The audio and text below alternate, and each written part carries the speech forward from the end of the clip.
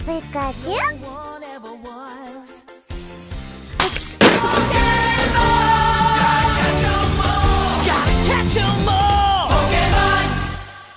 Bruce Lee, Jackie Chan, Dan from Street Fighter, Hercule, all these are great fighters who stick in our mind and make martial arts the coolest thing ever.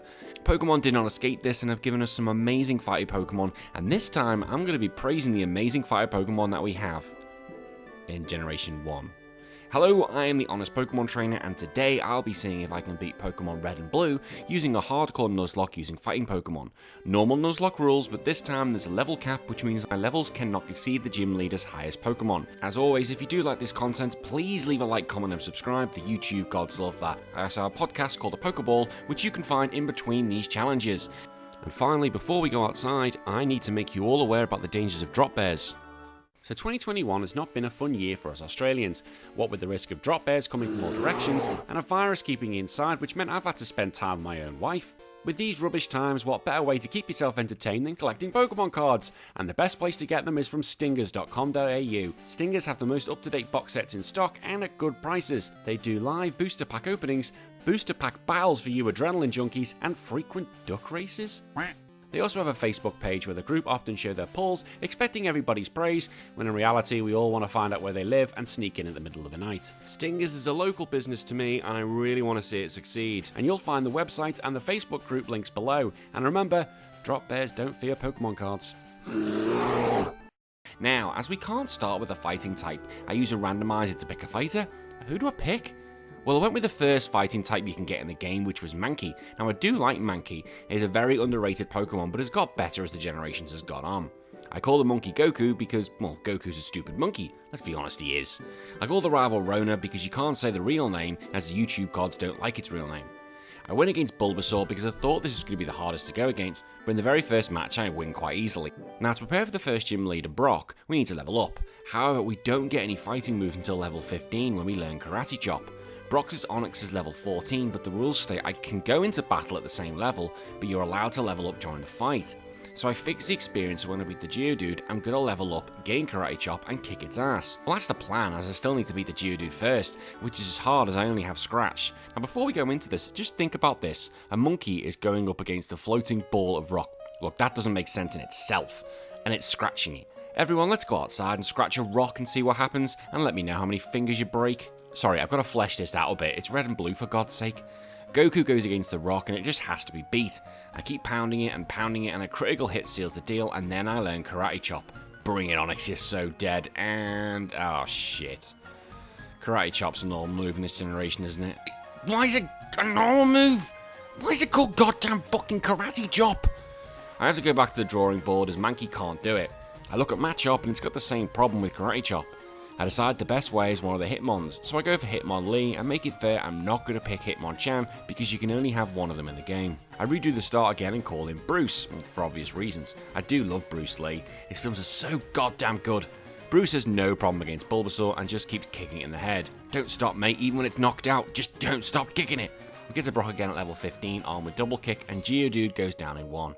Onix is next, and it doesn't take long before it falls as well. Oh look, it's always going to be easy compared to fighting with the monkey. It should be noted Hitmonlee is armed with Meditate, so it can already power up its attacking moves, so it should be very easy for Bruce. But this is Pokemon, so let's wait and see. We collect our second Pokemon, which is a Mankey, and I call that Son Goku. See, it wasn't long before the monkey was back in the squad. Although when you look at it, there's slim pickings when it comes to fighting Pokemon. This isn't like the poison or water types. I went straight after Misty, but this is not Generation 3 where Starmie has psychic moves, so this should be okay. I take on Staryu and use one Meditate, and then a second, and then double kick it to beat it straight away. Next is Starmie, and it nearly dies in one Mega Punch, but as Misty just wants to use an X defend, it goes down next hit. It's time to kick the shit out of the Rona again. He starts with Pidgeotto, and a double kick does so much damage, and it takes one more to see it off. Abra is a waste of time, and I'm not confident of the outcome, I don't even use Meditate. Rattata goes down in one punch, and the Bulbasaur holds its own, but then I kick it in the face to win. I know many people think Hitmonlee is too strong, but as we said earlier, I cannot do this with Mankey or Machop.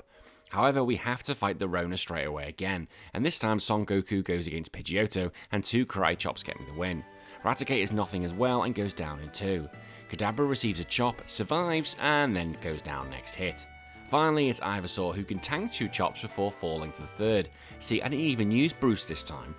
The third gym leader is Lieutenant Surge, who I wasn't worried about. In fact, I was only worried about Sabrina for obvious reasons. Surge starts with Voltorb, and I use one Meditate knowing the Voltorb is a piece of shit. This proves true as it went down in one kick. The rat can't do anything either before falling. Finally, it's Raichu, and yep, down it goes. It should be noted that when using double kick, if the first kick is critical, then the second will be too, so critical hits equals certain doom for many Pokemon. We go through the rock tunnel to obtain our next member of the team, Machop, and we call him Roids, because come on, it defo is. Erica, my secret lover, is the fourth gym leader to be kicked in the face. Seems a bit aggressive that, doesn't it, but sorry, I need the badge. Before we arrive, we had evolved Roids into a Machoke, and Son Goku is now a Primeape. I decided to use Roids against VICTREEBEL, and it uses the wrap strategy to start pissing me off. I know Roids is going to be useless, so I just used Leah to help Bruce. Although Bruce does take a big smack, he does hang on. I smack it back and it uses a potion straight away, and the next turn I can kill it. Tangler is next and I need it dead, so I gamble and use Meditate and get away with it, but can't kill it before it uses a potion. I use another Meditate because, well, Tangle is shit, and I can kill it next turn. I thought I had enough to take on the Vileplume, but I didn't. But thank Arceus for the computer using automatic potions, otherwise that'd be the end of Bruce. Next turn, Bruce can finish up. If this was any other generation, Bruce would have been dead. So in case you don't know, in Generation 1, the AI would actually cancel its move and use a potion if its Pokemon's health was really low. This is one reason Generation 1 is so broken. And are there other things I'm going to abuse in this video? Of course there fucking is. It was time for this pubescent to take down the criminal underworld. Giovanni starts with... Are we going to start? Look, you know you're going to lose. Let's just get this over with. There we go. He starts with Onyx and a double kick is enough. Rhyhorn is also down in one. Kangaskhan, yep, that's down as well. Well, that was easy. The Rona is back for some more, and remember at this point in the game it is really weak comparison to later on. Pidgeotto goes down to a rolling kick, and when Gyarados comes out I use Meditate and then punch the thing in one. A rolling kick takes out the Fire Dog, Kadabra is useless, and Ivysaur can take a rolling kick, does nothing to me, and falls next turn. Look, he's not going to be so easy in future battles. Before we do anything else, we pick up our next member, who's a Poliwhirl, and it has evolved into Poliwrath, and I've called it SSJ Slippy. Ah, Slippy. I want to see more Slippy, but I don't think we ever will though. I think Nintendo has forgotten Star Fox even exists these days. The next gym leader to fight, as always, is Koga and his poison types. He starts with Coughing, so I Meditate 3 times because Coughing is a pile of shit, and in a Mega Punch it goes down. Muk survives one hit and tries to minimise, but it doesn't work and falls quickly enough. The second Coughing goes down, and finally is Wheezing, and it can take 2 before falling.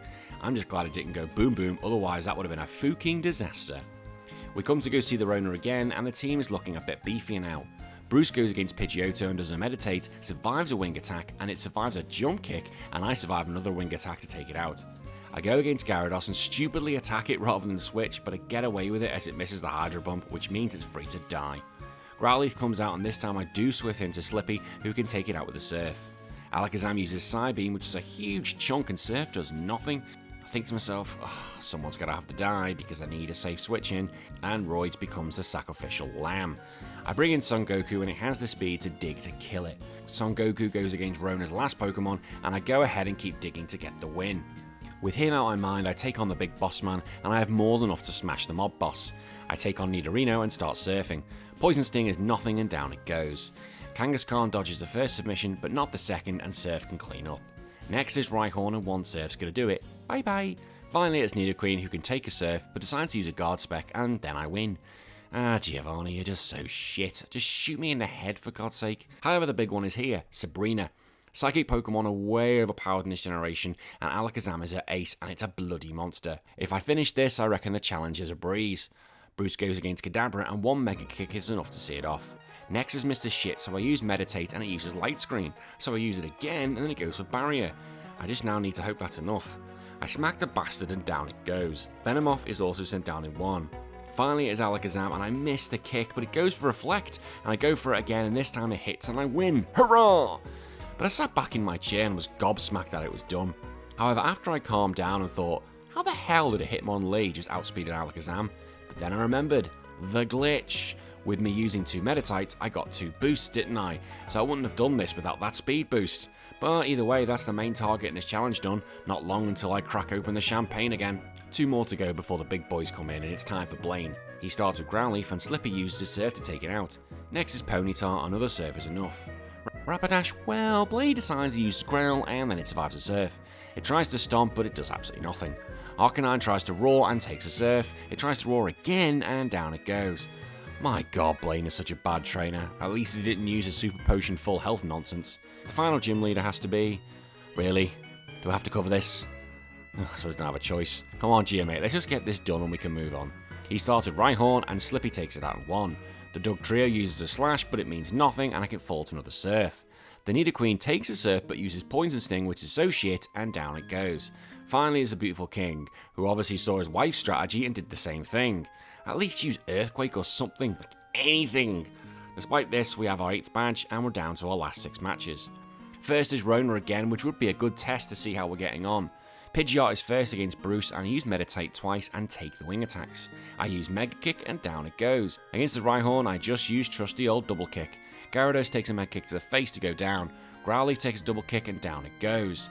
Alakazam gets a Mega Kick, and Venusaur gets a Mega Kick. I feel like Oprah at this point. You get a Mega Kick, you get a Mega Kick, you get a Mega Kick. Okay, Elite Four time. I go in at level 60, as Rona's Venusaur is going to be level 63. I think I'm going to be okay to begin with. The only concern is I have 3 Pokemon, so I don't have a lot of space to play switchy. Lorelei is first Ice Pokemon. She starts with Dugong against Bruce, and yeah, this is a bit easy. Generation 1. This game just sees, ooh, fighting Pokemon. They don't like psychic moves. I have a psychic move, so I'm going to use it. Unfortunately for Lorelei, it's Rest, and it's just going to keep using this. This means I can meditate as much as I want, and when I'm ready, I begin. 1 Double Kick gets rid of Dugong. The Cloyster can't do much either. I use Double Kick against Slowbro, knowing it's also going to use Amnesia. Yep, same problem as Dugong. Mrs. Popo goes down in 1, and Lorelei's Ace Lapras falls in 1 as well. The mighty Bruno is next, and this should be a breeze as well. Due to Onyx being Onyx, I can use Meditate 6 times and begin. Onyx, dead. Hitmonchan goes down in 1 kick, not 2. My clone goes down the same way. Onyx at least tastes the second kick from Double Kick. Finally is Machamp and down it goes as well. Easy peasy, thought it would be. Next is Agatha, and it's time for Son Goku to actually do something in this video. First is Gengar, and I use a Dig and a critical hit sends it down. Golbat comes out and I use Rock Slide and it can't kill it, but I dodge the Confused Ray and finish it with a Thunderbolt.